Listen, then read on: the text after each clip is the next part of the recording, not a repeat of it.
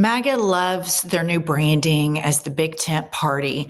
What they fail to mention in follow-up sentences is their tent includes Proud Boys, white supremacists, and Nazis. And of course, the person who just can't quit doing Nazi stuff is the same fellow who is the richest man in the world, on course to be the world's first trillionaire, bought and paid for his proximity to the executive branch of the White House. As you all know, in the first week, and we're still only in the first week of this horrific second term of Trump, he did a back-to-back Nazi salute at one of the inaugural speeches. The ADL had a really weird response, and I want to put that up. It's a delicate moment. It's a new day, and yet so many are on edge. Our politics are inflamed, and social media only adds to the anxiety. It seems that Elon Musk made an awkward gesture in a moment of enthusiasm. Not a Nazi salute, but again, we appreciate that people are on edge. Okay, to me, this is just continued gaslighting. When you look at Elon Musk's history, he promotes Holocaust deniers on X. He talks about the great replacement theory. He agrees with people and likes tweets that have overtly anti-Semitic messages. My question is, why would the Anti-Defamation League run cover for him?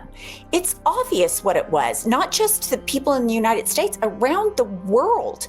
People are outraged by this. Why would they give him cover? Is it capitulation? Because they know as well as anybody exactly what he did.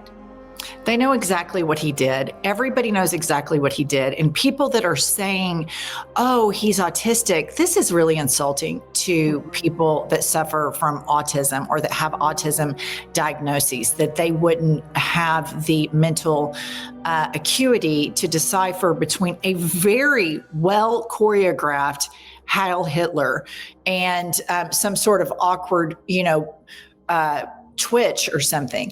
But of course, Elon Musk, that ADL fucked around. And then last night, here's what Elon Musk tweets. And this is Elon Musk words, not mine. Don't say Hess to Nazi accusations. Some people will gobbles anything down. Stop goring your enemies. His pronouns would have been he/Himmler. Bet you did not see that coming. Today is the 80th anniversary of the liberation of the Auschwitz concentration camp. And there's nothing funny about all of the mass murderers and executors of genocide that he mentioned in that tweet.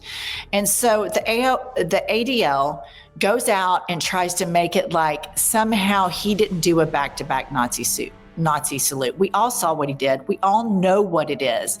And it's the ADL wants to, I don't know if they want close proximity to the administration, but that was abhorrent. They should have been the first to come out and say there is no room for this, there is no space for this. And look what happened. They defended him, and then look at what he did. He's laughing about mass murderers. And so they had to make an adjustment tweet, and let's put that up. Making inappropriate and highly offensive jokes that trivialize the Holocaust only serve to minimize the evil and inhumanity of Nazi crimes, denigrate the suffering of both victims and survivors, and insult the memory of the 6 million Jews murdered in the Shoah. I believe that's how that's pronounced. But I mean, here you go. Like, this is what happens. There is a long, storied history from Charlottesville to Musk doing the back-to-back Nazi salute. The Nazis are a part of the big tent.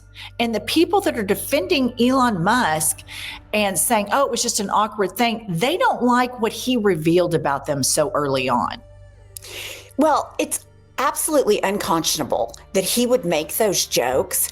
But here's the thing. If he was sorry, if he didn't do it on purpose, why wasn't there an effusive apology on their website and then a tweet to them saying, thank you so much, you're completely right, just on and on with total and complete apologies, non-mitigated, because he's not sorry. And I can't wrap my head around the ADL. I do not understand. The ADL wanted to, when people on college campuses were protesting the war in Gaza, they called any form of protest to the attack on Gaza anti-Semitic. And Elon Musk took their side in that. And I think that it's a very difficult time sometimes for people to understand compound political thoughts.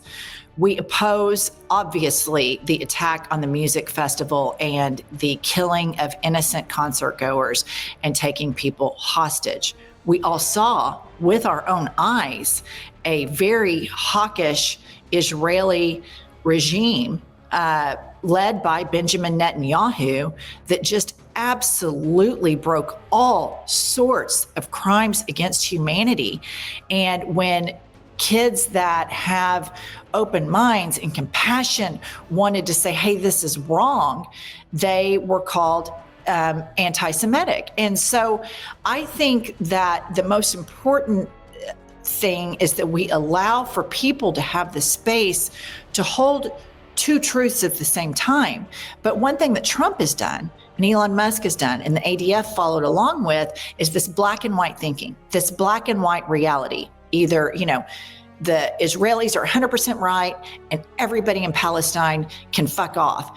And that's just really not the reality of it. And the Israeli argument is, well, look at how they treat women. Well, look at how they treat gays. Well, if that's your argument, look at how the Trump administration is treating women. Look at how the Trump administration is treating trans people. Look at how the Trump administration is treating gays. Does that mean that all of our women and children deserve to die? By that logic. And so until we start allowing real nuanced intellectual conversations about this, you're going to see people that find what their thesis sentence is, and they're going to go suck up to the Elon Musk, which after he did back-to-back Nazi salutes, which just diminishes all of their credibility because that tweet's there. It's screenshot. It's forever. And they've not walked it back. And so that's why they did that, because they want a black and white worldview regarding the support of Israel. And nobody really sees that whole issue as a black and white issue. It is a very gray, decades-long issue. It's so interesting that they're playing quid pro quo with Elon Musk. I mean, that's what it sounds like to me.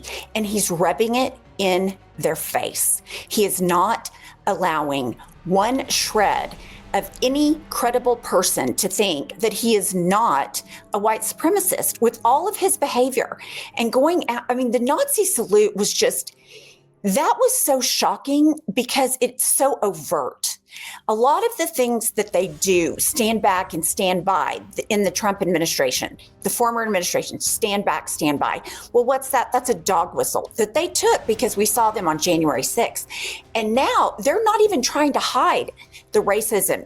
It's just his executive orders against DEI, against equal opportunity. It's just, it's kind of insane is what it is. Not kind of, it is insane. Well, it's what they're doing is what fascist governments do, what authoritarian governments do is they wear you out, they fatigue you. And this to me is something that you cannot take your foot off the brake in the news cycle. If you've ever studied World War II and the atrocities that happened to the Jewish people and the war crimes and the genocide, it is something that really stays with you. It's horrific. And there's nothing funny, cute, or neat or alpha male about flirtation with Nazism and Nazi culture, which brings me to this last tweet, or actually it's a Blue Sky post by Ali Fogg.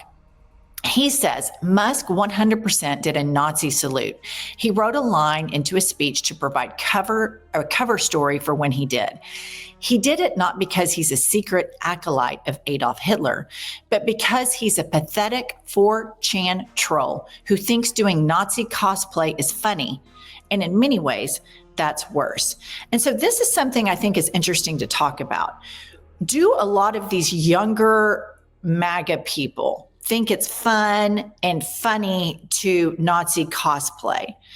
Or does Elon Musk really have much larger, more nefarious plans? We know that Trump admires Adolf Hitler, and he admires blind obedience, and he admires authoritarian rule.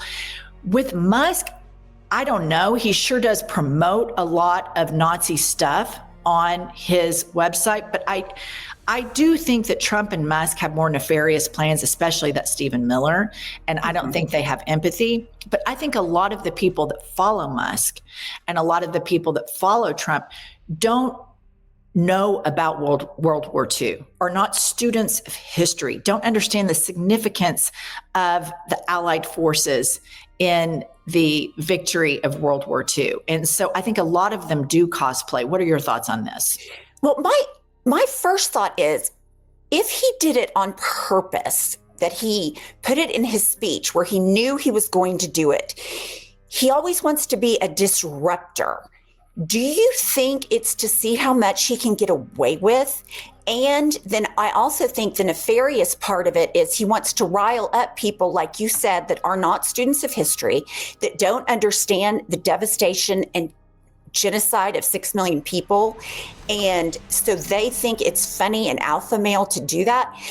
But what he's saying, if I understand it correctly, is he doesn't really believe, he doesn't really admire Adolf Hitler. He's just doing it for shits and giggles. And my question is this his, look what I can get away with. I'm the most powerful man in the world. I'm the richest. I've got Trump on a string. Let's see what I can get away with.